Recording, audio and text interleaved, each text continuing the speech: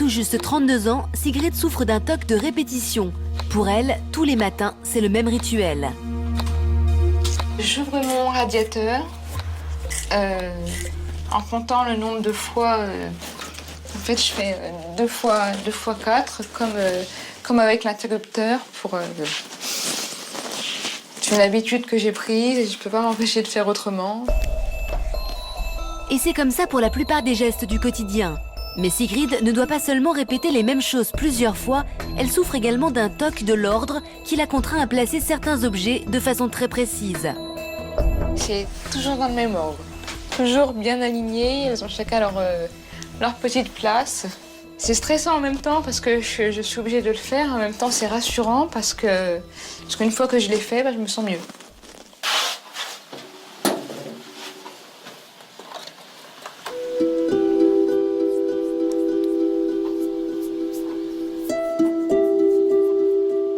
Je me suis rendu compte que lorsque je ne le faisais pas, j'avais des pensées angoissantes.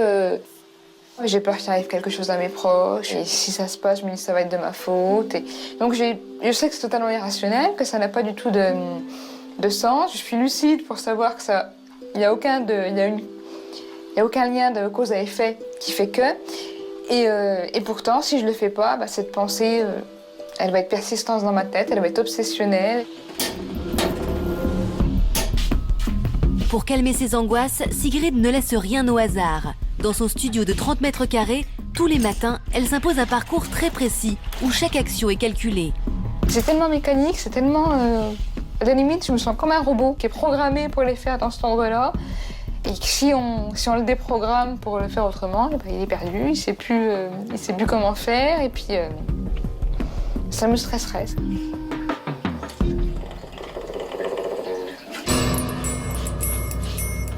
Chaque chose est faite dans un certain ordre, mais aussi à un moment très précis.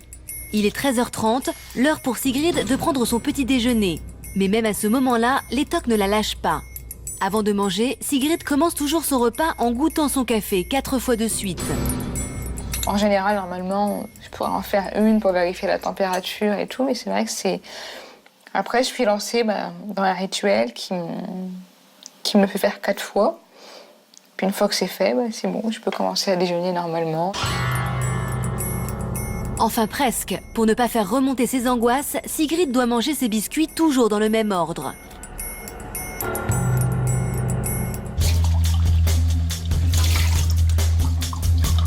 Quand elle est chez elle, Sigrid multiplie les rituels. Elle fait et refait les gestes du quotidien inlassablement, jusqu'à être pleinement satisfaite et débarrassée de toute angoisse.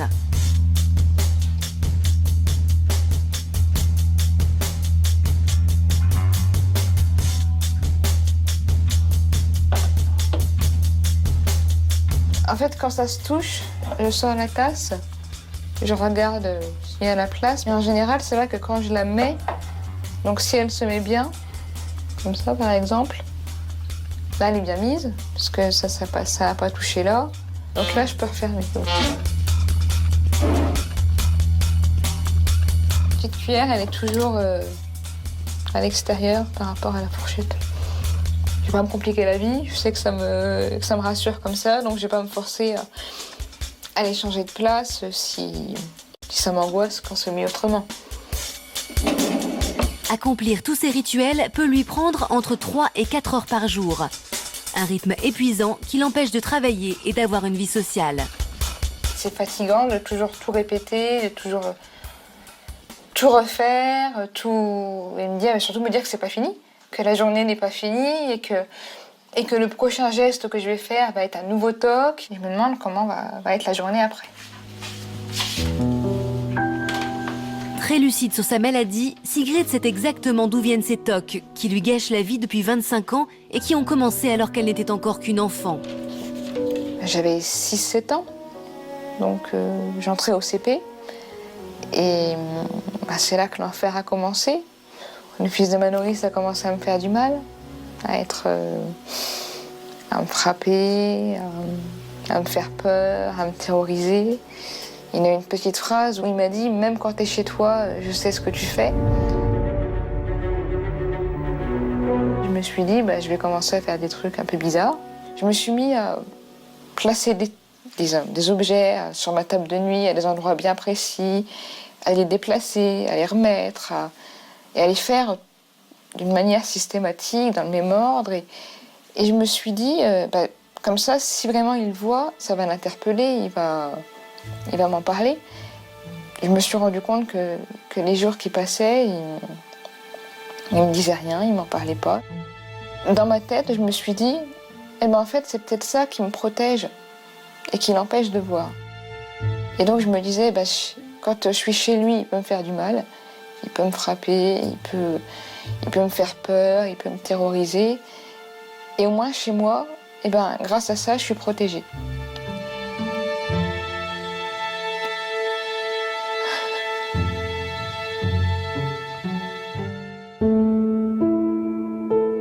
La clé de ma prison dorée, elle est à ma portée. Je peux, si je le veux, m'échapper. Mais impossible d'en partir. Je ne veux pas en sortir. Même si elle me fait peur, cette prison dorée, elle m'apporte tant de sécurité. Pourtant, j'y suis prisonnière. Pieds et poings liés, je ne peux m'en défaire. C'est vrai que quand je lis ces lignes, c'est exactement ce que je ressens à l'intérieur. C'est tout à fait ce qu'elle a là-dedans, tout noué, qui me fait souffrir. Sigrid est aujourd'hui prisonnière de ses rituels, des obsessions dont elle ne parle jamais à personne par peur d'être incomprise ou même moquée. Même ses parents ne savent rien de sa maladie. J'ai jamais voulu parler des TOC à mes parents parce que c'est pas quelque chose de facile à expliquer concrètement, de l'imager, et j'ai peur de pas être comprise, d'être jugée et que surtout ça soit pas pris à la hauteur de l'angoisse que ça me provoque et puis la peur aussi de faire souffrir les parents. Ils aiment pas quand leurs enfants ils souffrent, donc je veux pas trop non plus les ennuyer avec des problèmes en plus. Sigrid n'est pas encore prête à parler de cette souffrance à ses proches, mais elle est consciente que pour se sortir de ses obsessions, elle devra révéler enfin ce lourd secret qui la ronge depuis 25 ans. Ce matin, Sigrid arrive à Paris. Elle a fait le voyage depuis Châlons-en-Champagne pour tester une thérapie d'un nouveau genre sur ses tocs de répétition et d'ordre, l'hypnose. C'est un peu l'opération de la dernière chance parce que jusque-là, rien n'a jamais marché. Donc j'espère que là, ça va être une méthode efficace pour que je puisse enfin être débarrassée de mes tocs de manière définitive. Sigrid a déjà essayé de se débarrasser de ses tocs par la voie de la psychothérapie classique, sans succès. Aujourd'hui, elle a pris rendez-vous avec Benjamin Lubczynski, qui pratique l'hypnothérapie. Alors, racontez-moi, en quoi puis-je vous aider? J'ai des tocs depuis que j'ai l'âge de 6 ans. Et c'est vrai que j'en ai jamais parlé autour de moi. Ça vous met une sacrée pression de ne pas en parler à vos proches. Ça rajoute des tocs, à votre avis? Je sais pas si ça rajoute des tocs, mais en tout cas, j'ai l'impression de leur cacher quelque chose et puis de... Quand vous cachez les tocs, ils ont tendance à être plus forts, donc c'est bien d'en parler à qui vous voulez, au moins pour enlever une partie de la pression et que vous ayez moins de raisons de vous sentir tendu et donc d'avoir des tocs. Oui, installez-vous, allongez-vous, mettez-vous à l'aise. Tout d'abord, je vais vous demander de commencer à fixer un point. Et puis pendant que vous observez ce point, moi je veux simplement compter de 5 à 1. Les yeux déjà fermés, vous êtes dans une transe agréablement profonde et détendue. En moins de 5 minutes, Sigrid tombe dans un sommeil profond. Tandis que vous êtes dans cet état de profond calme, je vais simplement vous emprunter ce bras. Et ce bras va pouvoir rester en hauteur comme cela, comme si il avait une intelligence propre. Et vous allez simplement imaginer un escalier. Vous descendez marche après marche. Et quand le bras aura touché le canapé, vous serez alors dans une transe très profonde et très calme. Très bien. Après 15 minutes de séance, Sigrid semble complètement détendue. Et lorsque dans quelques instants, je compterai de 1 à 5. À 5, vous pourrez bien sûr ouvrir les yeux.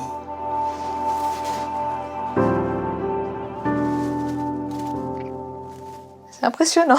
Je crois que j'ai jamais ressenti ce genre de relaxation, d'avoir tous les muscles. Là, c'est incroyable, j'ai tous les muscles Détendu, hein. complètement détendus. Libérée de son anxiété, Sigrid va maintenant pouvoir tester sa résistance au TOC qu'elle répète le plus souvent dans la journée, celui de l'interrupteur. Et vous empruntez votre bras comme tout à l'heure, vous fermez les yeux, et à nouveau vous allez descendre cet escalier. Et votre bras va descendre tout seul, et vous allez retrouver toutes les sensations de l'hypnose pour retrouver tout ce calme. Allez-y, tranquillement. Vous le faites une fois. Et vous éteignez une seule fois. Très bien. Vous enlevez la main, c'est parfait. Merci. Puis surtout, bossez bien. C'est vraiment Oui, si important. oui, je suis motivée pour. Merci beaucoup, c'est très gentil. Bon retour. Pour le psychothérapeute, on nous a dit qu'il fallait en parler, qu'il fallait pas hésiter, qu'il fallait pas en avoir honte. Ça m'a un petit peu rassurée, ça m'a un petit peu boostée pour oser franchir le cap et me dire, bah oui, finalement, en parler, ça pourra que me libérer et m'aider à avancer. Sigrid souffre de TOC de répétition, d'ordre et de vérification. Jusqu'à présent, elle l'a toujours caché à ses parents, mais aujourd'hui, elle a décidé de leur révéler ce lourd secret qui la ronge depuis 25 ans. Aujourd'hui, je me sens un petit peu stressée. C'est vrai que il va falloir que je me lance pour parler de mes TOC à mes parents. Mais en fait, j'ai très peur qu'ils ne comprennent pas ou qu'ils sous-estiment. Qu'ils ne comprennent pas que c'est vraiment quelque chose qui me gâche la vie, quoi. Son rendez-vous chez le psychothérapeute l'avait enfin motivée à parler de ses TOC à ses proches. Sa première tentative auprès de son amie Nadine n'a pas été un franc succès. Mais cette étape a été décisive pour la décider à enfin tout avouer à ses parents. Il y a un moment où je me dis, j'en ai marre de mentir à tout le monde, et il faut que j'en parle de toute manière, il faut que je me libère, il faut que ça se sache, il faut qu'eux ils sachent, il faut qu'ils m'aident, il faut qu'ils me soutiennent. Donc je ne peux plus garder pour moi. Sigrid a rendez-vous chez ses parents pour le déjeuner. Pour elle, c'est la dernière ligne droite, mais elle ne cache pas son angoisse. Ça va être difficile, j'espère que ça se passera bien, mais c'est vrai que je suis assez tendue.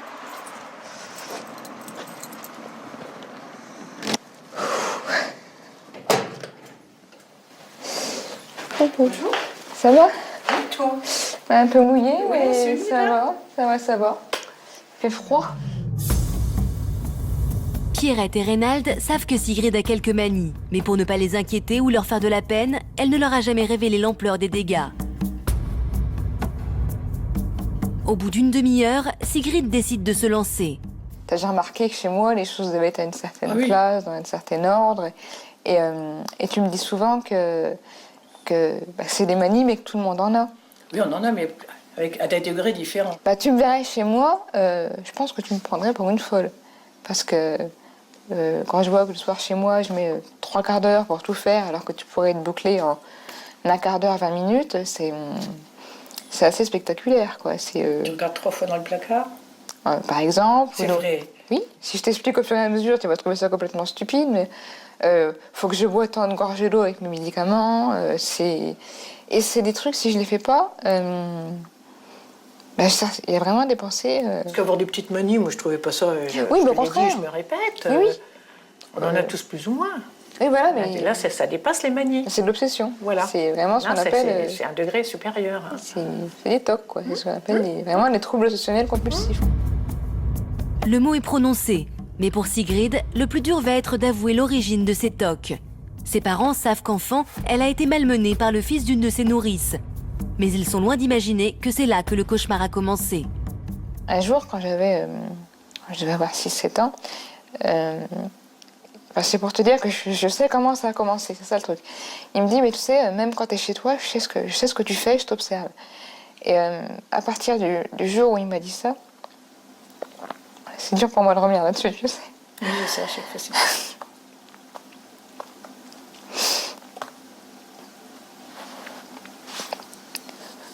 J'ai l'impression que c'était hier. Et le jour où il m'a dit ça, je me suis dit, je vais faire des trucs totalement stupides chez moi. Et je me suis persuadée que c'était le fait de faire tout ça qui l'empêchait de me voir. Ok. Après, je me suis retrouvée dans l'engrenage spirituel et ils ont pris de la place partout. Et maintenant, c'est devenu des angoisses complètement démesurées. Et j'ai conscience que c'est débile, mais et c'est l'origine de tout ça. Ça fait du bien de parler. Bon, ça me rassure aussi. Je trouve que c'est grave que tu me le dises que maintenant, déjà.